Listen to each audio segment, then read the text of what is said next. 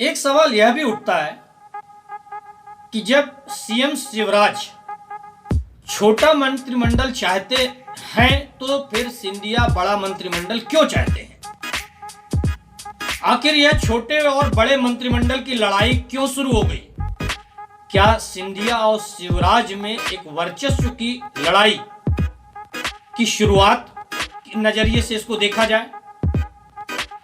क्या सिंधिया दिल्ली से अपना पावर फिर दिखाना चाहते हैं, जैसा वह कांग्रेस में करते आए? गांधी परिवार से जुड़कर वह मध्य प्रदेश की राजनीति में हावी होना चाहते थे। शायद वैसे ही वह भारतीय जनता पार्टी में भी करना चाहते हैं। दोस्तों, क्या ज्योतिरादित्य सिंधिया और शिवराज सिंह चौहान आमने सामने आते नजर आ रहे हैं?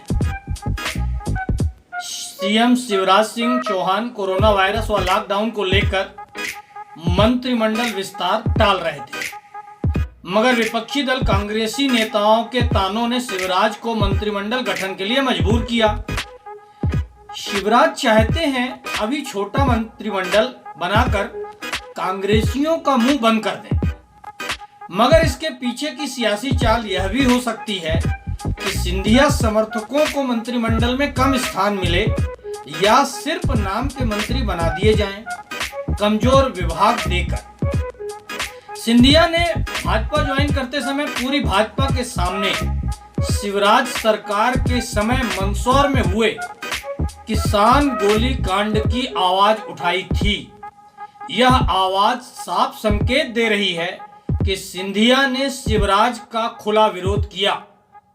सिंधिया सहित पूरी भाजपा जानती थी कि शिवराज चौथी बार सीएम नहीं बनाए जाएंगे, मगर कमलनाथ सरकार से सिंधिया जैसे विद्रोह की भनक के चलते भाजपा के शीर्ष नेतृत्व को मजबूरी में शिवराज को सीएम बनाना पड़ा। एक बार पावर में आने के बाद उस नेता को नकारना इतना आसान नहीं होता। दिग्विजय सिंह 10 साल तक मध्य प्रदेश के मुख्यमंत्री रहे।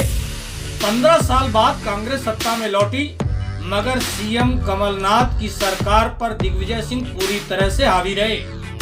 लोग और विपक्षी दल भाजपा के नेता साफ तौर पर कहते रहे कि कमलनाथ दिखावे के लिए सीएम है, सरकार तो दिग्विजय सिंह चला।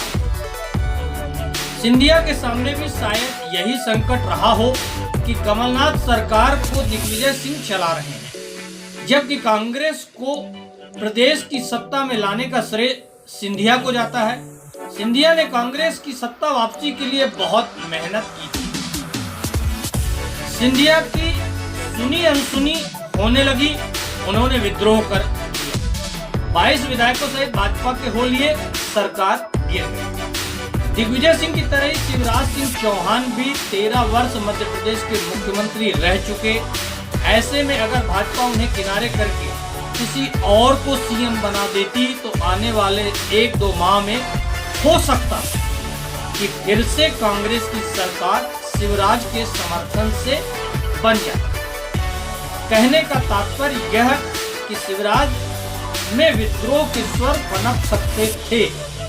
जिस ढंग से सिंधिया कांग्रेस से विद्रोह कर सकते हैं, वैसे ही शिवराज भी भाजपा से विद्रोह कर सकते थे और सरकार गिर सकती थी।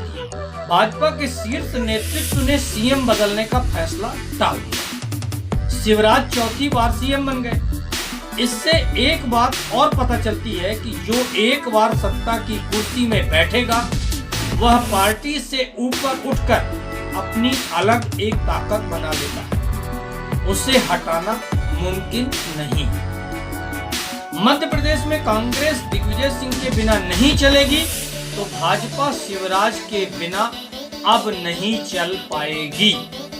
कांग्रेस के कमलनाथ का प्रयोग इसलिए विफल गया। फिलहाल शिवराज के मंत्रिमंडल गठन की चर्चा पर लौटते हैं। शिवराज अभी छोटा मंत्रिमंडल गठित करना चाहते हैं, मगर सिंधिया ऐसा नहीं चाहते। इसलिए सिंधिया ने दिल्ली में अमित शाह से मुलाकात कर बड़ा मंत्रिमंडल बनाने के लिए कहा।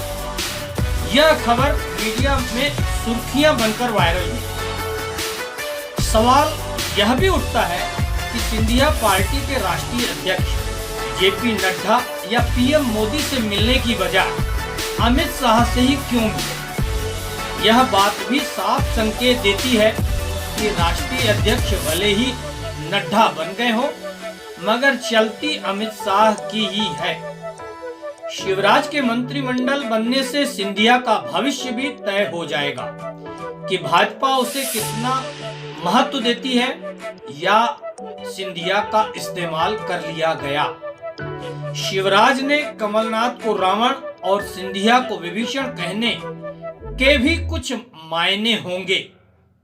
कहीं सिंधिया को राक्षस कुल का तो नहीं कह गए शिवराज, क्योंकि विभीषण थे तो राक्षस कुल से ही। मैं रम्मू सिंह। मेरे वीडियो सबसे पहले देखने के लिए मेरे इस चैनल को सब्सक्राइब करें। वीडियो अच्छे लगे तो इसे लाइक और शेयर करें। धन्यवाद दोस्तों।